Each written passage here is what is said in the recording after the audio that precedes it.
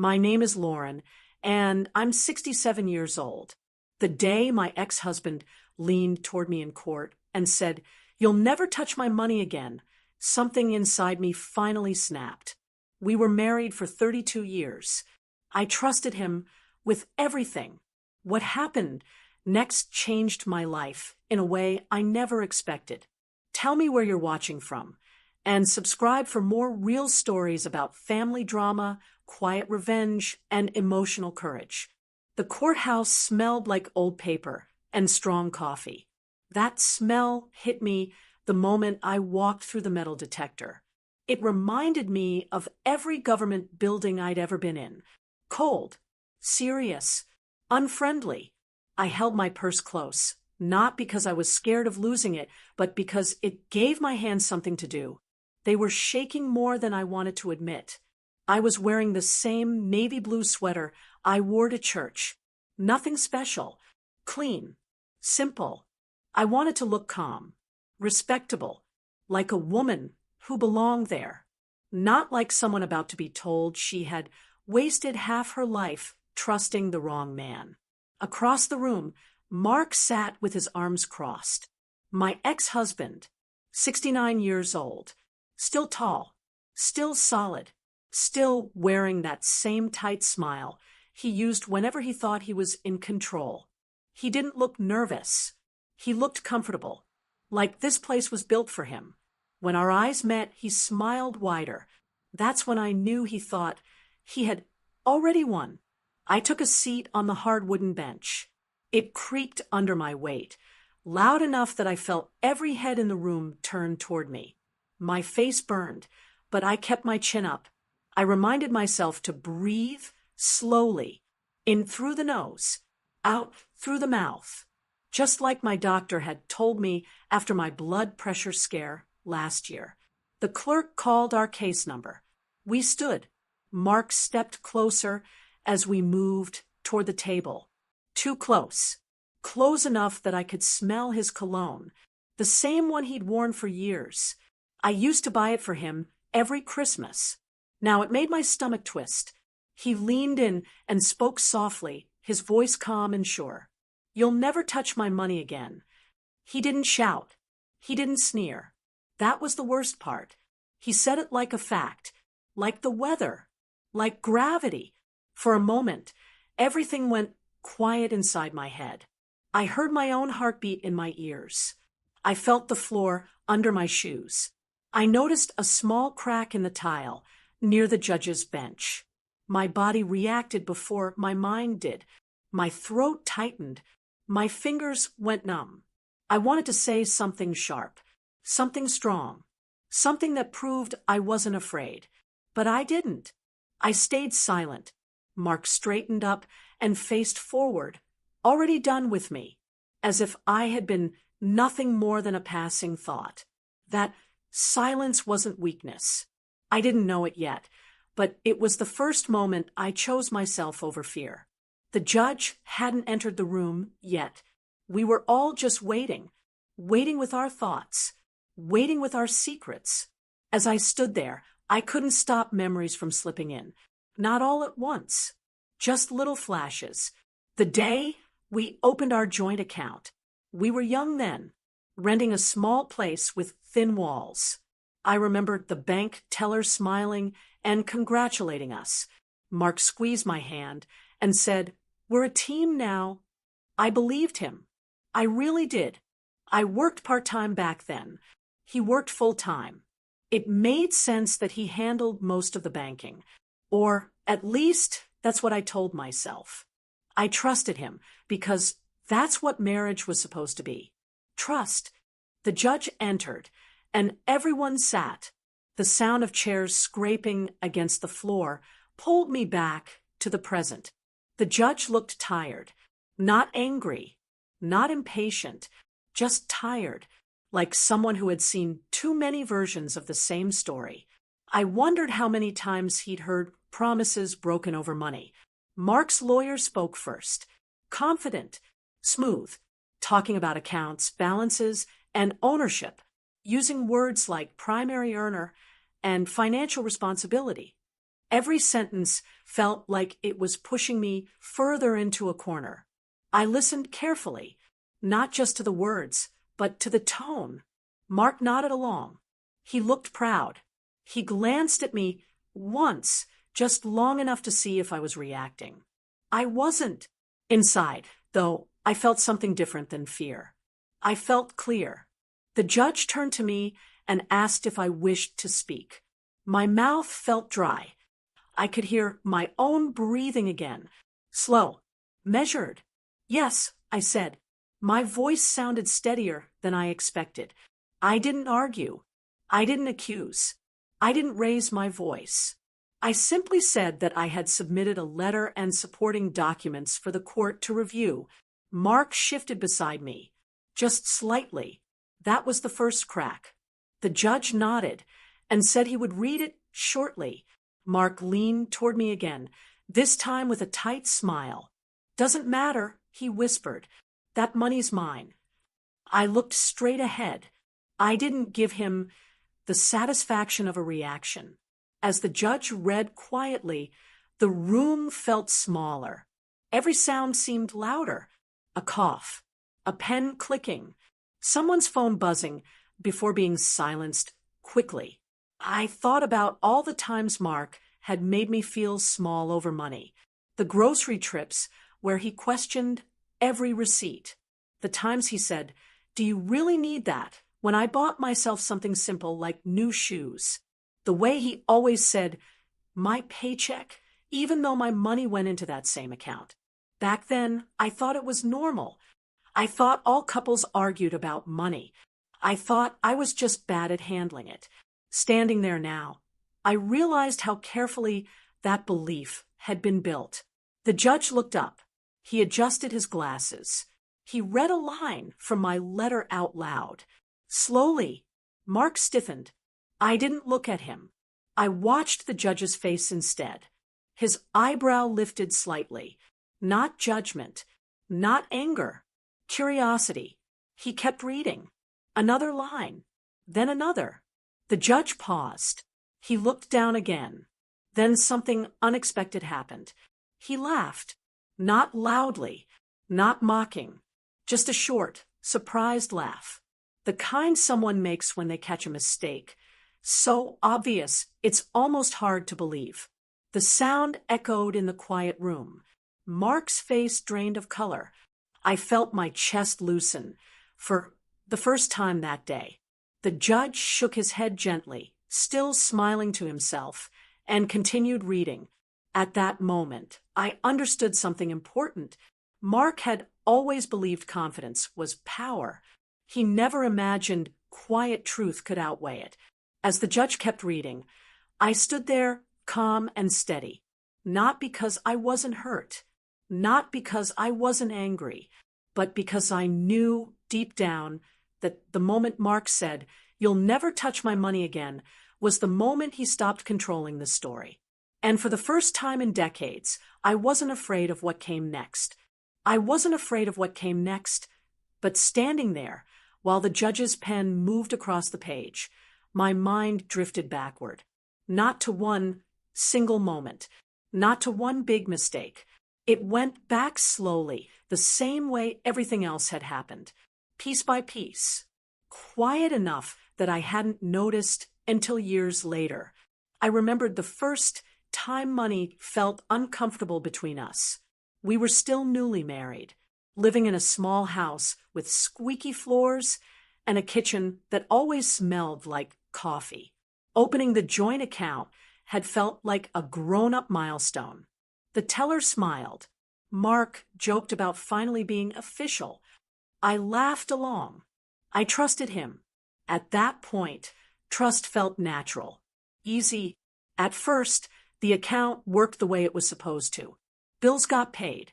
Groceries were bought. There were no arguments. If anything, I felt relieved not having to worry about the numbers. Mark liked handling it, and I liked believing that meant he was taking care of us. The first change was so small, I barely noticed it.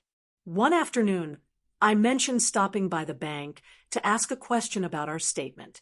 Mark looked up from the table and said, "Don't bother. I already took care of it." His tone wasn't sharp, just firm. I shrugged and let it go. Later, when I asked how much we had saved, he answered quickly. Too quickly. "Enough," he said. Then he changed the subject. I told myself he just didn't like talking about money. Plenty of people didn't. Over time, I stopped asking as many questions. Not because I didn't care, but because every question seemed to lead to a sigh or a comment about how stressful work had been. I didn't want to add to his stress. That's what a good wife did, right? Then came the little remarks. "You're not great with numbers." "I've always been better at this stuff." He said them casually, often with a smile. They didn't sound cruel. They sounded practical, sensible. I started to believe them. When my paycheck went into the account, I didn't think twice. That was our money. That was the whole point of sharing a life. But slowly, the language changed. Mark began saying things like, "I'll cover it," or "I already paid for that." He talked about the account as if it belonged to him, even though both our names were on it. I noticed it most at the grocery store. I'd come home with bags, and he'd glance at the receipt. "Did you really need brand name?" he'd ask, or "We could have saved a few dollars there." At first, I apologized. I promised to be more careful. I told myself he was right. One evening, I bought myself a cardigan. Nothing fancy, just something warm. Mark held it up and asked, "What was wrong with the ones you already have?" I laughed it off, but inside something tightened. I hadn't asked permission, and suddenly I felt like I should have. The account statements started coming online instead of by mail. Mark said it was easier, more efficient. I agreed. I didn't realize that meant I'd never see them unless I asked. When I did ask, he pulled them up quickly, scrolling fast. "See? Everything's fine." I didn't know what I was looking at.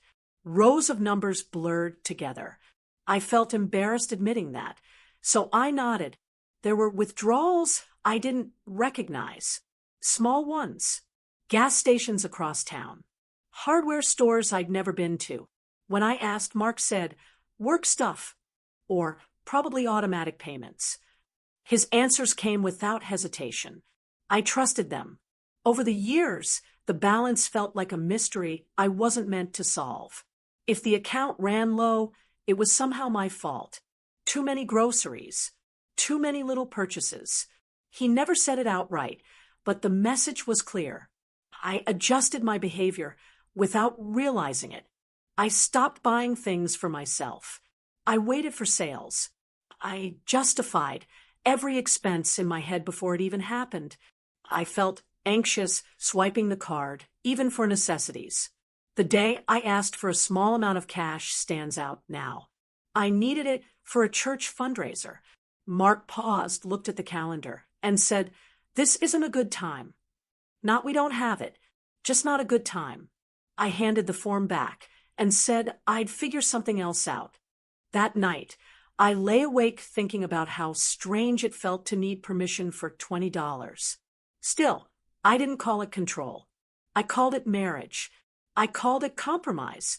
I told myself everyone had their roles. This was ours. The shift became clearer after I took on more hours at work. I was proud of that. It felt good, contributing more. When I mentioned it, Mark smiled but said, "Great, that'll help cover the extras." Extras, not savings, not security, just extras.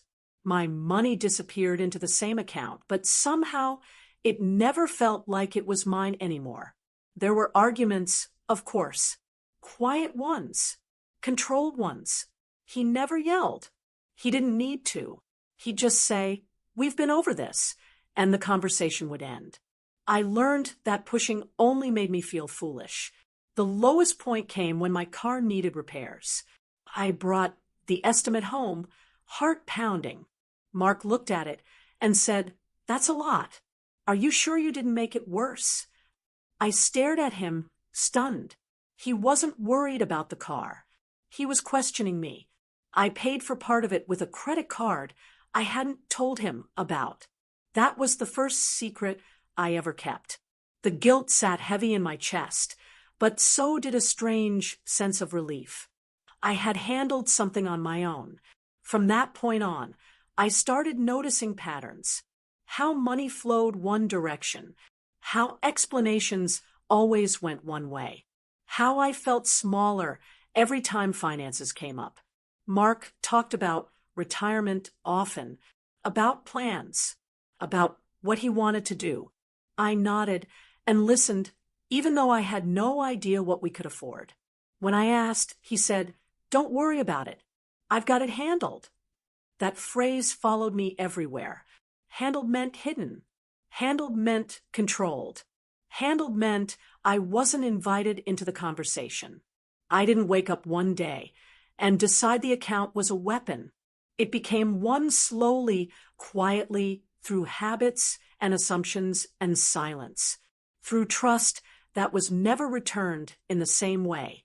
Standing there in court now, while the judge continued reading, I saw it clearly for the first time. The account wasn't just about money.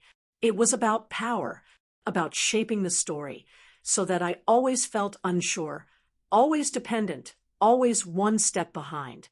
Mark had believed that control would protect him forever.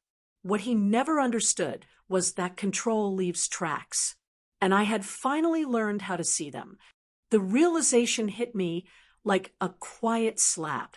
Mark had been careless in ways I hadn't yet fully understood, and if I wanted any chance of protecting myself, I needed evidence.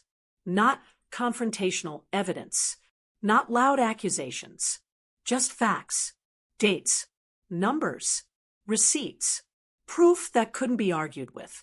That night, I sat at the small kitchen table, the only light coming from a single lamp that cast long shadows across the papers spread before me.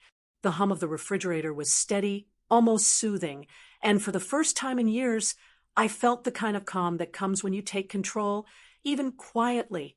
I opened the first envelope, the one labeled utilities. Years of electricity, water, gas, and phone bills, all neatly stacked and surprisingly revealing. Some months the balances were larger than expected. Some months payments went through automatically. I noted down the ones I didn't recognize immediately, the ones that made me pause. The small withdrawals from our joint account that had seemed insignificant over time suddenly became more meaningful. A pattern was emerging, one I could use if I was careful. It wasn't simple. I had to be meticulous, careful not to let him notice I was paying closer attention. Every morning, I would scan the bank app casually, pretending to check a balance, smiling when he asked if I was worried. No, I'd say, just curious. And he would nod, unaware. That little word, curious, became my shield. It sounded innocent, harmless. It made him think I was still passive, still trusting, still small. I started a small notebook. No fancy ledger or spreadsheet, just lined paper worn from years of grocery lists and church notes. Every suspicious transaction went in there. Every unexplained withdrawal. I included dates, amounts, even what I thought it might be. I wasn't angry when I wrote these things. I wasn't seeking revenge yet. I was recording the truth. The notebook became my secret ally, my hidden armor. I tucked it into the back of the cabinet behind Ken Good's, where he never looked. It felt empowering to have something that was mine, completely under my control. Then came the receipts. Hundreds of them. Each one like a breadcrumb leading back to him. Grocery slips, gas station transactions, small purchases from stores I'd never visited with him. He had never been careful. A late-night hardware purchase, a cash withdrawal from the ATM downtown, a strange check written to a service I didn't recognize. I photocopied everything. My hands ached, sometimes from the careful stacking, the clipping, the organizing. But the more I handled it, the more I saw the story he had tried to hide. At night, I would spread everything out across the bed, comparing months and years. Sometimes I would whisper the dates aloud, trying to catch inconsistencies in the rhythm. It became a strange ritual. I didn't tell anyone. I couldn't. If Mark had even suspected, he would have changed everything, hidden what little was left, and accused me of being paranoid. But alone, I could do this quietly, methodically, almost ritualistically. Each small discovery made me feel less like a victim and more like a detective unraveling a decades-old mystery. One Thursday evening stands out. I had been going through old checks and noticed a recurring pattern, payments labeled for home improvement that he had claimed to be covered by a credit card he never mentioned to me. I cross-referenced them with our statements. Sure enough, the joint account had been debited repeatedly, and he had never said a word. I felt a mix of relief and disbelief. Relief that I had proof. Disbelief that he thought I would never notice. The next week, I began recording conversations differently. Not secretly on a device, not illegally, but through careful notes. Every time he said, "I already handled that," or "I paid for it," I scribbled the exact words. The tone, the timing, the context. Mark had a habit of adding small disclaimers that made his words sound innocent. But writing them down, I realized how controlling and dismissive they really were. He had weaponized his confidence over decades, and the notebook slowly revealed it. It wasn't only about money anymore. I noticed little behavioral clues, too. How he would check the account late at night, scrolling through transactions with his phone. How he would correct me on figures, even when I was right. How he would casually reference bills I didn't pay. These moments were almost laughable in isolation, absurd, but recorded carefully over time, they painted a complete picture. I felt a quiet thrill each time I wrote it down. Not triumph, control, agency. I even reached out to the bank occasionally, under the guise of just verifying some transactions. Always polite, always calm. The tellers were patient. They didn't judge. They helped me retrieve statements I thought were missing. I tucked those into manila folders with labels. I made myself electricity 2019 to 2022, auto 2018 to 2022, miscellaneous withdrawals 2017 to 2022. Each folder felt like a step toward freedom. As the months passed, the trail became undeniable. The more evidence I collected, the more clearly I could see the years of subtle control. Small amounts, yes, but consistently taken from our joint account. Purchases marked for work that had nothing to do with his job. Cash withdrawals that never appeared in conversation. Payments to friends he had said we didn't have. The story was there, hidden in plain sight, waiting for someone to notice. At one point, I shared a cup of tea with my daughter, Emma, and casually mentioned, "I've been organizing some old statements." Her eyes lit up. "Mom, that's smart," she said. "You'll finally see the pattern." I smiled, nodding, but didn't go into details. Even family had to remain outside this. This was my private, careful work. The revelation had to be mine alone. One night, a moment of fear gripped me. I imagined Mark noticing the folders, the notebook, the shame, the anger, the accusations. I shivered thinking about it, but the fear didn't stop me. Instead, it reinforced my resolve. I moved the folders to the top shelf of a linen closet he never opened. The notebook went under a pile of old church directories. The evidence was safe, hidden, waiting. The trickiest part was maintaining the appearance of normalcy. I continued to ask casually about the account, even as I knew exactly what had been taken. "Is everything okay?" I'd ask. "Yes, just routine." He'd say, "Routine." Another word he used to disguise control. I smiled, nodded, and moved on. Inside, though, I was smiling for a different reason. I was ahead of him. Quietly, invisibly ahead. At times, I would cross-check statements with past conversations. He had a habit of forgetting what he said, which worked in my favor. I would highlight discrepancies. A withdrawal, he said, was for the yard. A payment he claimed to have reimbursed me for. Each tiny contradiction became another stone in the foundation of my case. I felt like a sculptor, shaping a structure that had been hidden for decades. Then there were the surprises, receipts I had overlooked, bank errors that actually favored me, months where his automatic payments didn't match his claims. I logged everything meticulously. Sometimes I laughed quietly in the kitchen, alone, realizing just how sloppy he had been. That laughter was private, safe, empowering. The notebook grew thicker, the folders heavier. I started labeling the evidence by year, category, and type.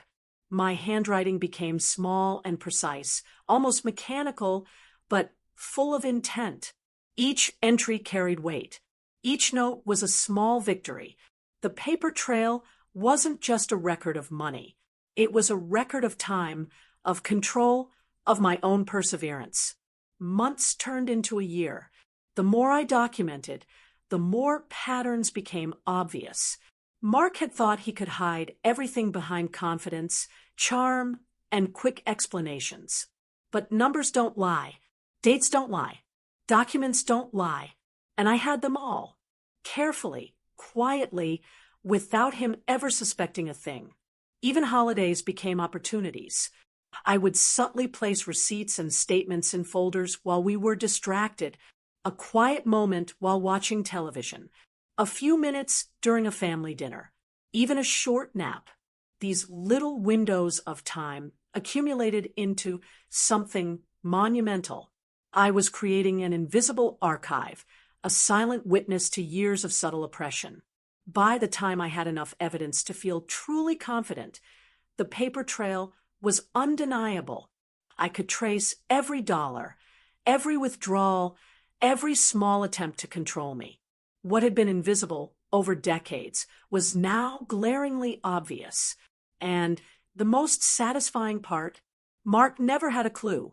He still walked around thinking he was untouchable, still smiling at the world with that smug confidence.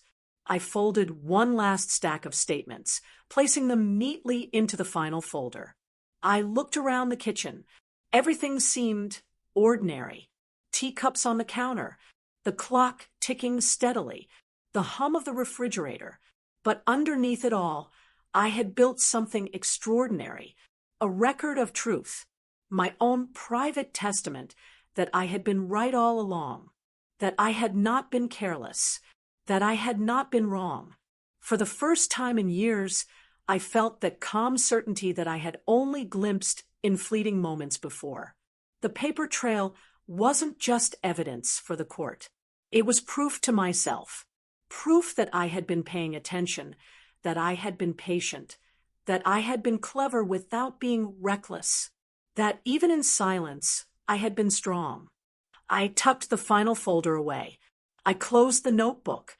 I sipped my tea and felt something I hadn't felt in a long time, readiness, ready to face the courtroom, ready to face Mark, ready to finally let the truth speak louder than the years of control. And in that quiet, ordinary kitchen, I realized the most powerful weapon doesn't always shout.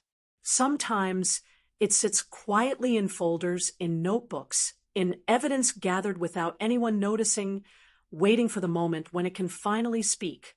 And when that moment comes, it speaks louder than words, louder than anger, louder than fear. The courtroom was quieter than I had ever remembered a room being. Even the usual hum of murmured conversations seemed muffled, swallowed by the weight of anticipation.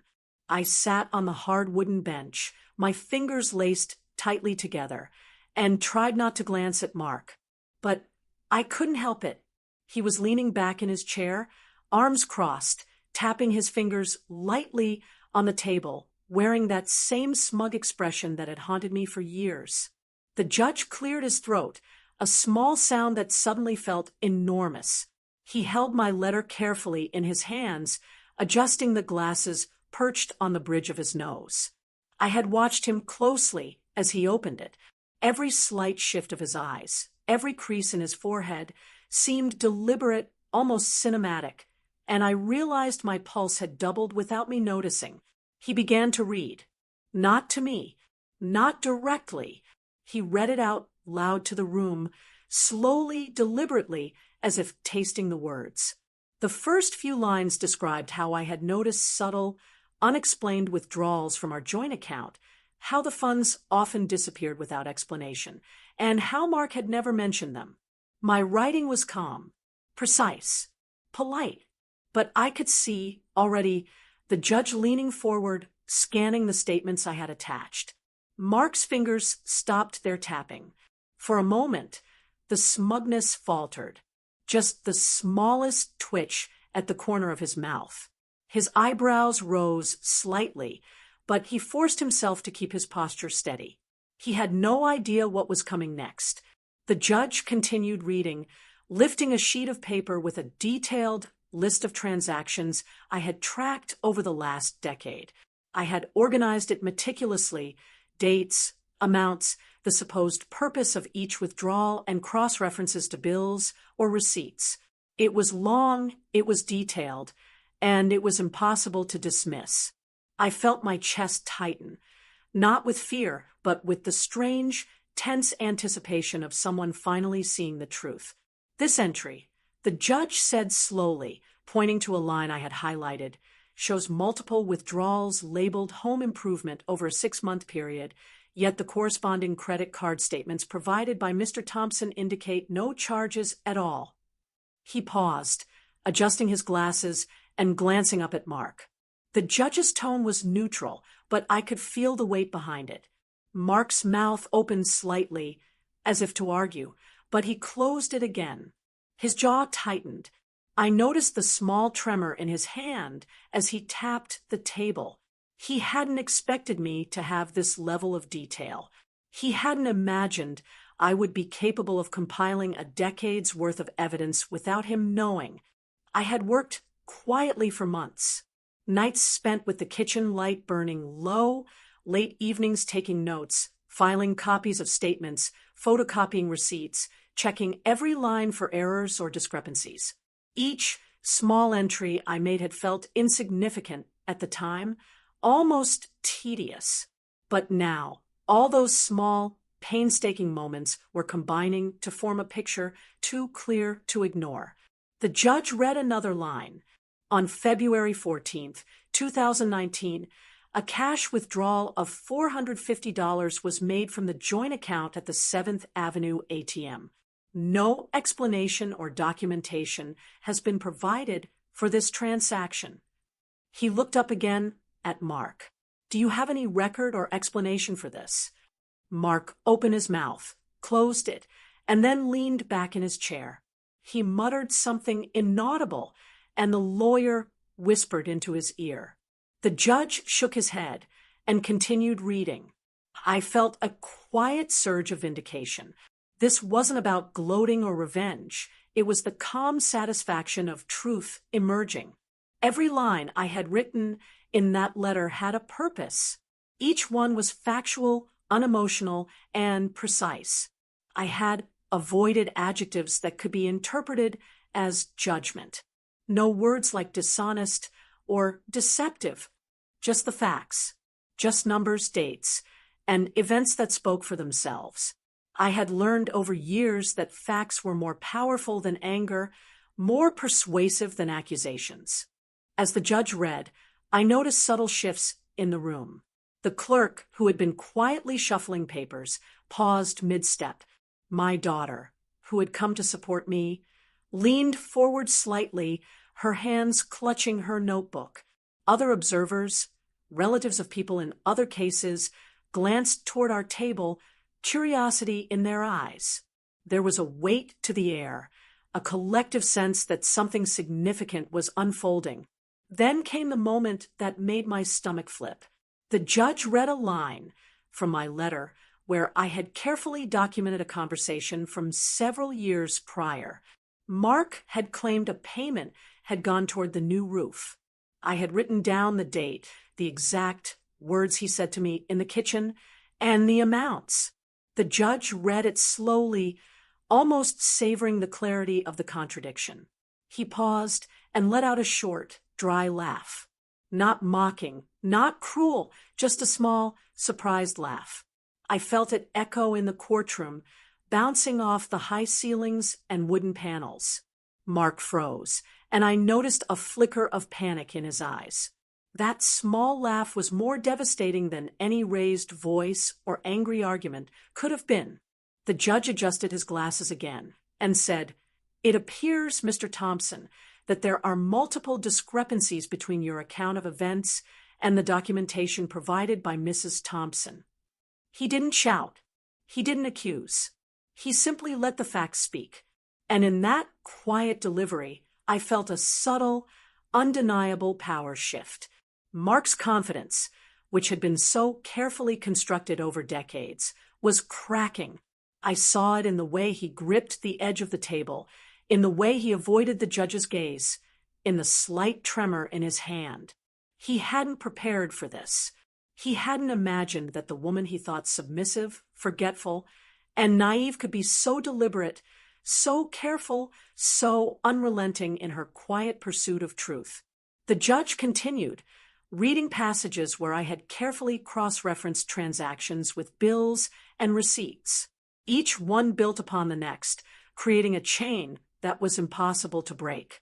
The room was silent except for the judge's measured voice, and I could feel each word like a hammer striking gently but insistently, shaping reality in a way that could no longer be denied. I noticed something unexpected as the judge read. He paused occasionally, almost as if he were savoring the clarity of my argument. Not a single word of judgment, yet the logic was undeniable. Each date, each withdrawal, each unexplained payment, it all connected, and the quiet intensity of the documentation spoke louder than any raised voice could. Mark tried once softly to interject. "That's not," he began. The judge raised a hand, cutting him off without even looking up. "Let me finish," he said calmly. And so he did. I realized then that control wasn't about shouting louder than the other person. Control was in precision, in preparation, in patience. The laughter came again later, softer this time, as the judge read a passage highlighting how multiple payments had been misclassified. I couldn't help but smile, quietly, to myself. It wasn't vindictive. It was relief. Finally, someone was seeing the truth.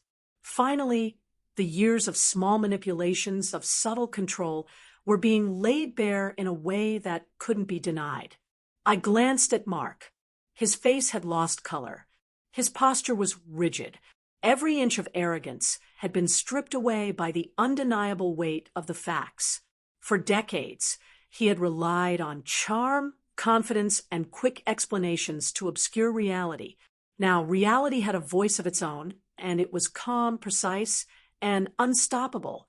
The judge flipped through the supporting documents I had submitted. Photocopies of receipts, statements, and notes meticulously organized. It was a moment of quiet triumph.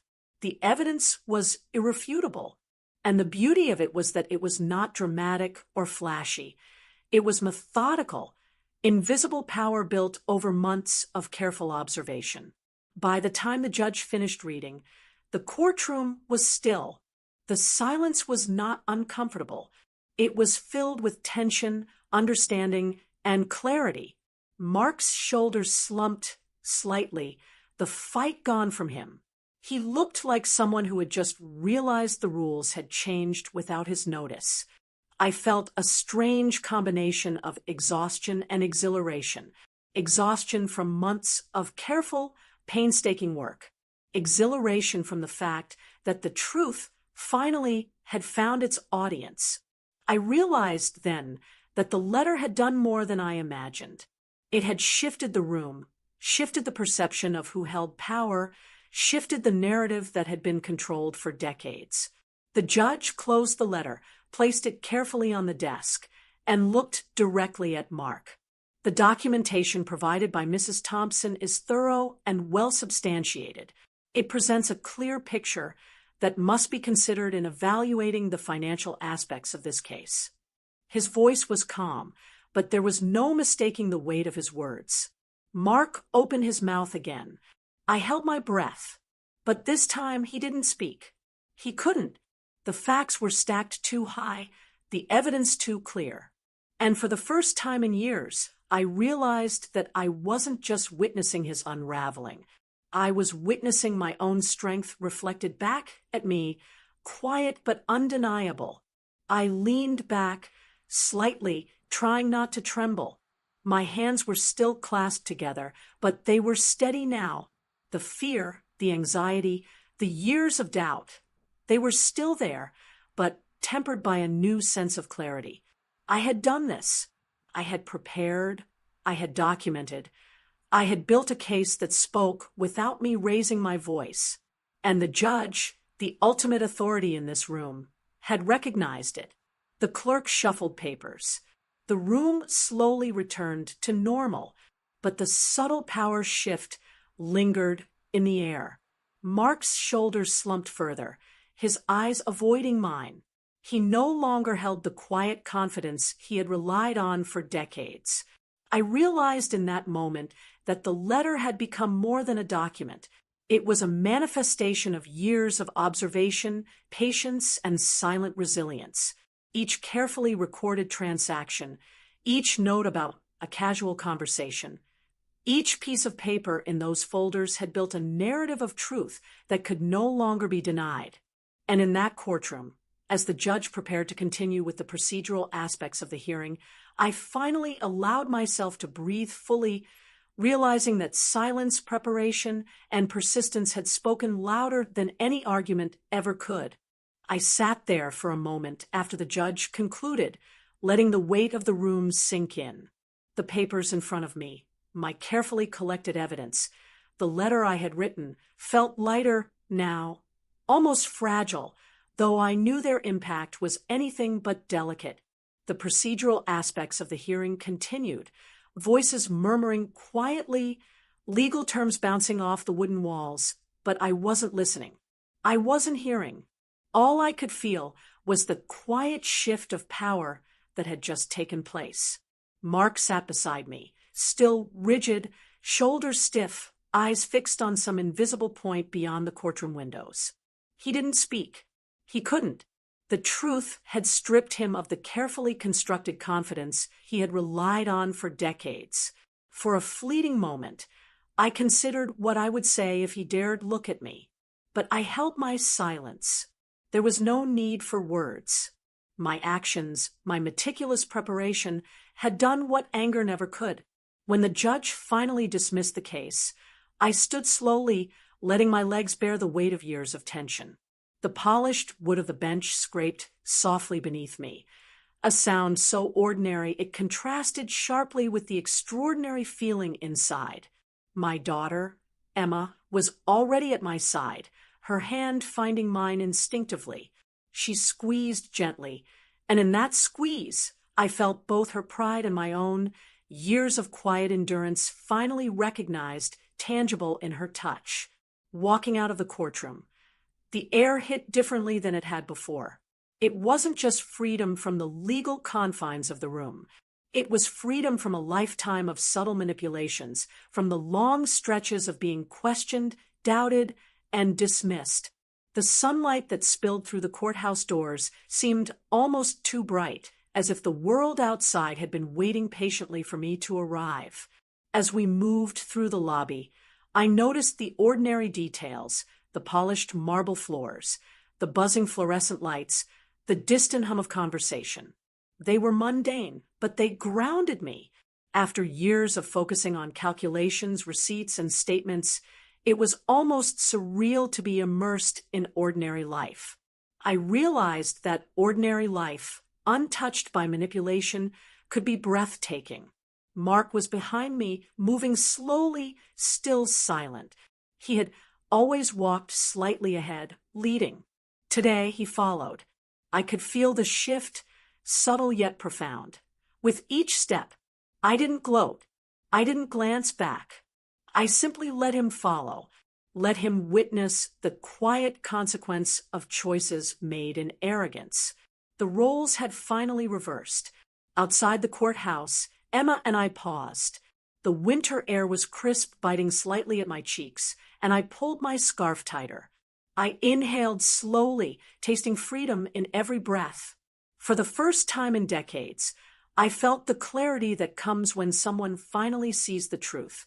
I realized at that moment that the ruling wasn't just about money or legal entitlement. It was about reclaiming self-respect and dignity. A taxi passed, its tires squealing briefly on the wet pavement. A pigeon flapped across the plaza, startling me slightly. Every tiny movement felt magnified, sharp, real. I noticed the casual laughter of people walking past, the sound of distant traffic, the scent of the coffee shop nearby.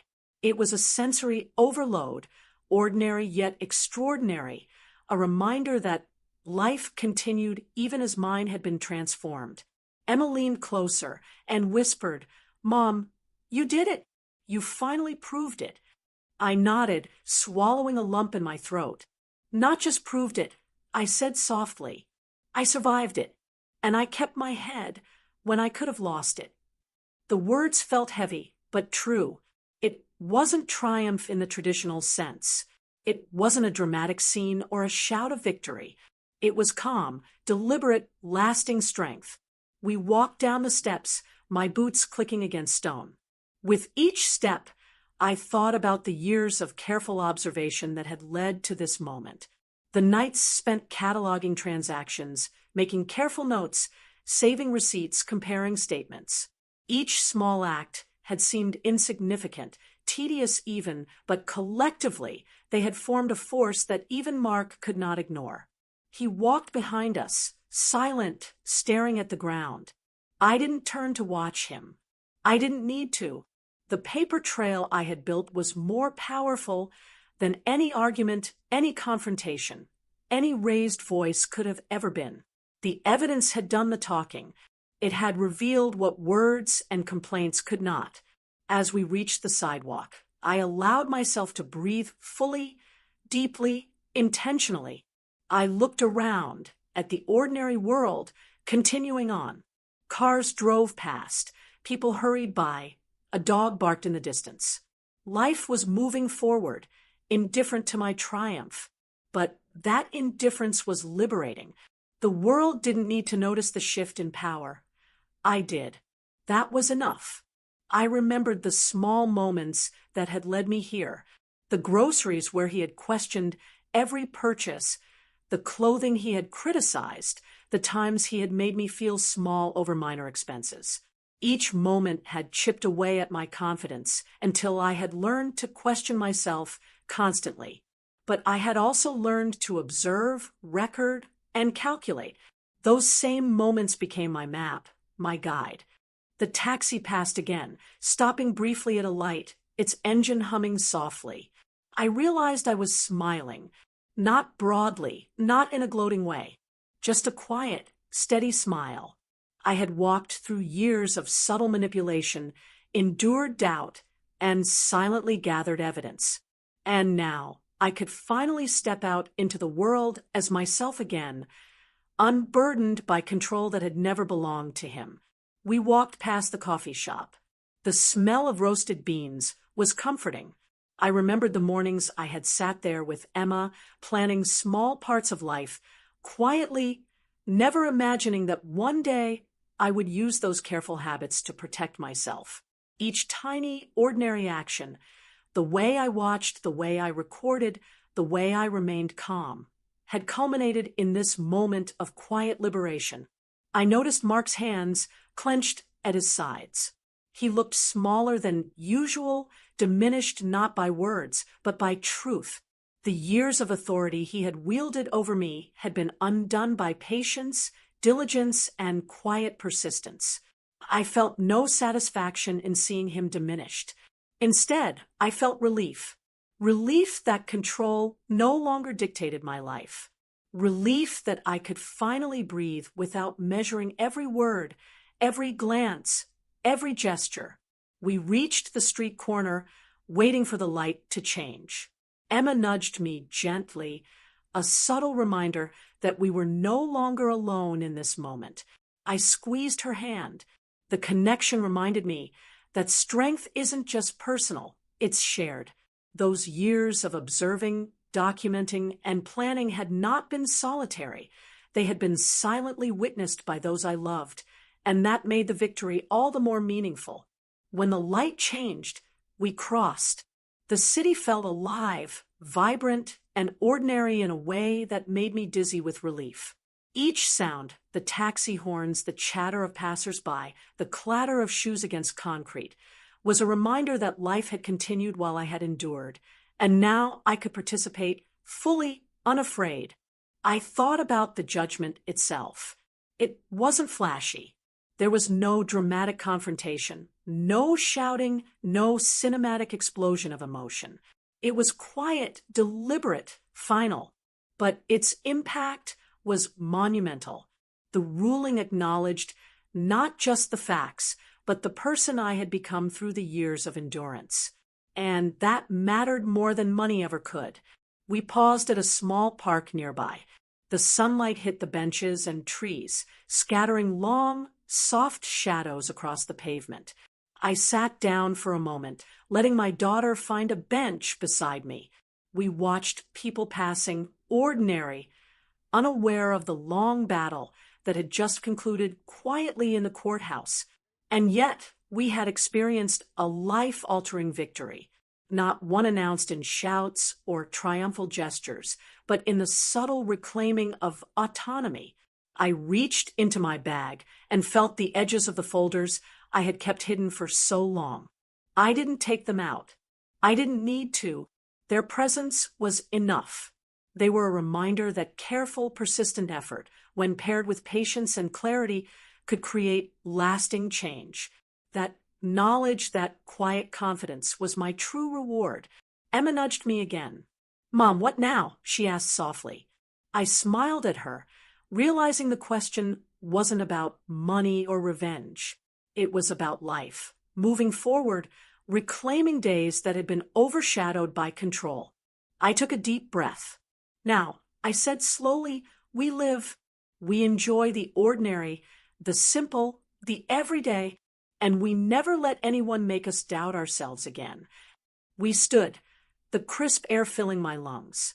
Each step felt lighter, freer, as if the weight of years had finally lifted. The city moved around us indifferent, and I welcomed it. I welcomed the normalcy, the quiet moments, the mundane details that once seemed trivial. They were my territory now, untainted by manipulation or control. Mark was behind us, silent and diminished, a reminder that power is fleeting when built on arrogance rather than truth. I didn't look back. I didn't need to. The journey had been long, painstaking, but every quiet step had been purposeful, and every act of endurance had brought me here. And in that ordinary city street, under ordinary sunlight, I understood fully what walking out of that courthouse truly meant. I had reclaimed more than just finances. I had reclaimed my voice, my autonomy, my dignity, and for the first time in decades, I felt entirely, irrevocably free. I smiled at Emma, the warmth of her presence steadying me. Together, we walked further into the city, leaving behind not just the courthouse, but the shadow of years of quiet oppression. Life awaited, ordinary, and magnificent, and we were finally ready to live it on our own terms. The walk home that day felt different than any other I had taken in years. The cold wind bit at my cheeks, but it didn't sting the way life had before. Every step was a quiet celebration of survival, a recognition that the years of watching, waiting, documenting, and enduring had led to something tangible, not just a legal ruling, but a reclamation of myself. I realized then that the courthouse had not been the end of the story. It had been the threshold to a life I could finally inhabit without fear, without doubt, without the constant weighing of every word and action against someone else's hidden rules. For decades, I had lived carefully, walking on the edge of invisible constraints, questioning myself constantly, wondering if I had imagined the control, the subtle manipulations, the ways my own contributions had been erased or dismissed. And yet here I was, proof in hand, reality undeniable, finally free from the shadow that had followed me for so long. It wasn't just freedom from Mark's control, it was freedom to be seen, heard, and valued as I truly was. I thought about all the nights I had stayed awake at that kitchen table, sorting receipts, comparing statements, filling notebooks with quiet observations. At the time, it had felt exhausting, almost obsessive. I had worried that I was alone in noticing, that I was imagining patterns that didn't exist. But now, looking back, I understood that those nights were more than preparation. They were the slow building of a life raft in a stormy sea. Each note, each folder, each painstaking record had been a lifeline, connecting me to my own strength, reminding me that I was not powerless, even when the world had tried to convince me otherwise. And I knew something else. Walking out of the courthouse was only the beginning. The papers, the letters, the careful trail of evidence. They had secured justice, yes, but they had also shown me that resilience is cumulative, quiet, and persistent. Strength is not always loud.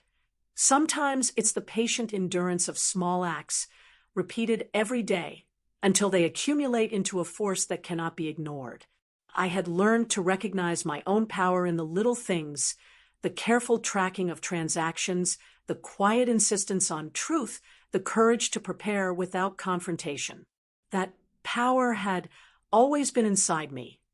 I had just needed the clarity to see it.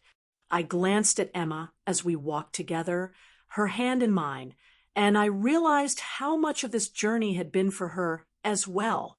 To show her that dignity is never dependent on others' recognition, that courage can exist in subtle, everyday choices, and that no one has the right to diminish you without consequence. Life, I understood, isn't about dramatic declarations or sweeping victories. It's about the quiet reclamation of self, about the careful building of a life in which you are unafraid to occupy space and speak truth.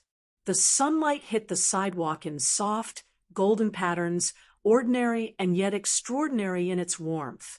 I breathed in deeply, feeling the crisp air fill my lungs, feeling the weight of years lift from my shoulders. In that moment, I understood fully, walking out of that courthouse, I had gained far more than a legal victory. I had gained clarity, confidence, and a renewed sense of purpose. I had reclaimed my story, my autonomy, and my dignity. And as Emma and I continued down the street, stepping into a life that was entirely, irrevocably ours, I felt something I hadn't felt in decades, unshakable, quiet, enduring peace.